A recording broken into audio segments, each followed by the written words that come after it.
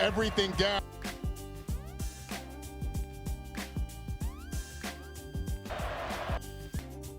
So the exaggeration about this game is that Kansas State is a ranked team. They were top 10, they were national contenders, and yet we were still supposed to beat them. We handled them. Dylan Edwards only had 7 carries for 21 yards and a 1-yard line touchdown. But yet the naysayers are saying he did something to us. Our defense shut them down. You know, the defense you call weak. Our defense kept this boy to 21 yards rushing and 3 receptions for 27 yards receiving. We kept him contained. That boy performed better when he played for Colorado. But this is what he chooses to do. Listen, it's not hate towards Dylan Edwards. Since he left Colorado, he's been throwing jabs and disses nonstop towards Deion Sanders, Shedeur, the Sanders family, Colorado players. He's talking about his quarterback is better. All this extra he's doing. Cry Me a River, Oprah interviews as if Colorado were the ones who kicked him out. He is not a solid individual, and we proved it trying to do the Shedeur watch thing to throw a diss. But didn't you guys grow up together? That's why I said fake friends are fake. Don't call Dylan Coach Prime's family member. This guy is undeserving of being a respected player. He wants to play games, lie and act like a victim, and also wants to throw jabs and talk trash all day. We will make you a movie star, Dylan Edwards. Say less. You are a underperforming running back. At Kansas State, they don't even like you. The coaches uses you as a token piece. I'm going to keep saying it because it's true. He has more faith in the freshman than you. You only scored a 1-yard touchdown because DJ Giddens got hurt a little bit by Shiloh Sanders. So you got to run a 1-yard gain touchdown. Wow. Oh my God. I've been broke so many times, I don't know what to believe. Mama say it's my fault, I wear my heart on my sleeve. Niggas bless up on my Days and content. Make sure you subscribe to this channel.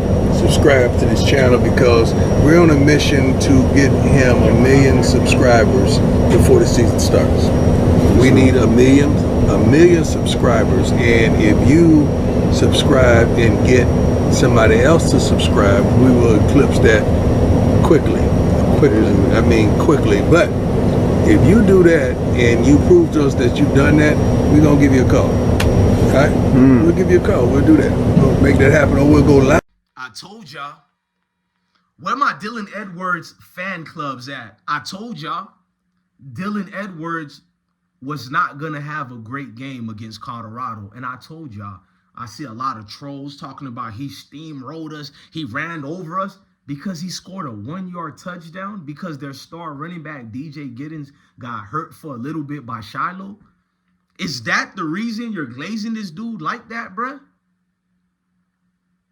I mean, our running backs at Colorado, I think they're invisible. They're not even relevant. I'm just being real, man. We need to recruit better running backs, bro. I'll get into that later. This ain't no dish to Welch and Hayden and the rest and Charlie Alfadal, but our running backs are non-existent at Colorado right now. And I did say, and I'm going to still say, we could use coward Dylan Edwards right now in Colorado because we knew how to use him for Colorado.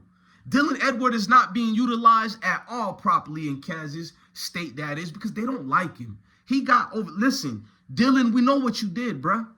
First of all, before I tell you the story about Dylan Edwards, he played trash against us today. Besides that 1-yard touchdown, he started doing the most and dissing Shedeur with the watch thing. And y'all didn't want to believe me when I told you Shedeur don't rock with Dylan Edwards. Not even Deion. Dylan Edwards dipped out of Colorado and didn't tell nobody he's leaving and never talked to Deion after he left. Maybe months later, but you know how disrespectful that is? But y'all say they family, right?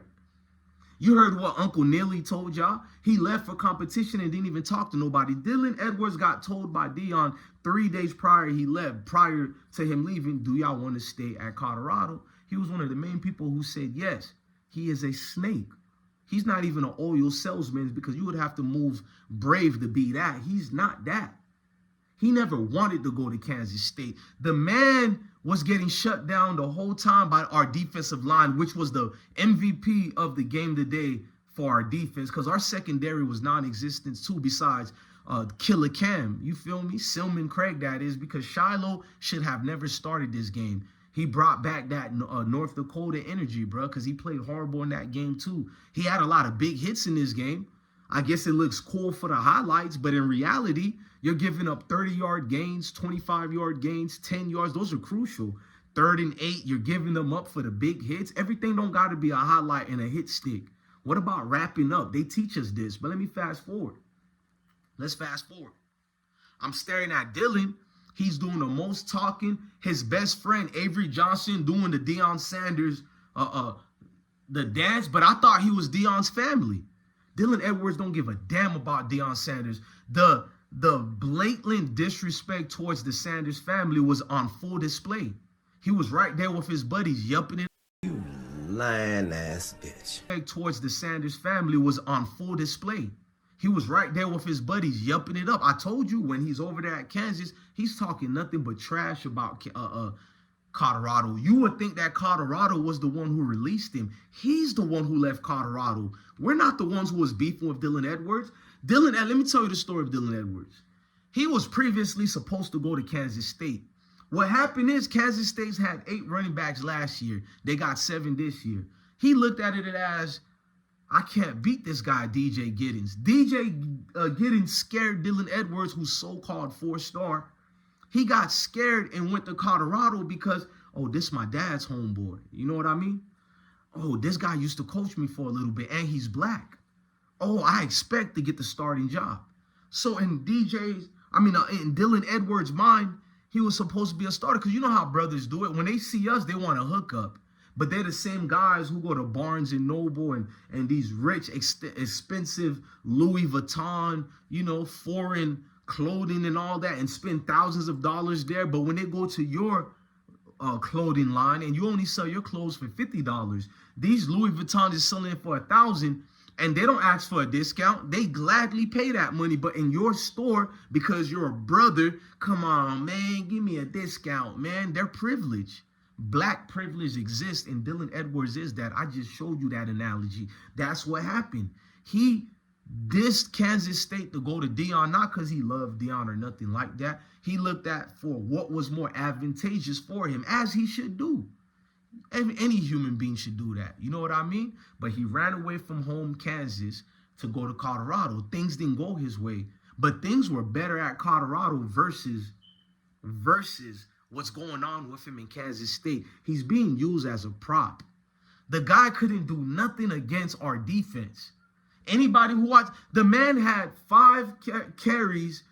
7 carries for 21 yards rushing. He averaged 3 yards or 2.8 yards a carry. Then he had 27 yards receiving. Not one reception for 27 yards. This is factual, bruh. They shut that man down. They know Dylan Edwards. Don't nobody fear Dylan Edwards at Colorado. Are we being for real, bruh? And his coach only gave him 7 carries because they're playing Colorado. It was a sympathy gesture. And how I know? Because the coach benched him right back. After he scored that 1-yard touchdown, he was benched right back for a freshman running back by the name of Jaden Jackson. Factual. A lot of y'all don't watch the game. I understand it. Wouldn't he be rewarded with more carries because he scored that 1-yard touchdown? No, the coach knows that. It's a 1-yard touchdown. We could have put the 5th string in the game. He would have converted that. Let's just be real, bro.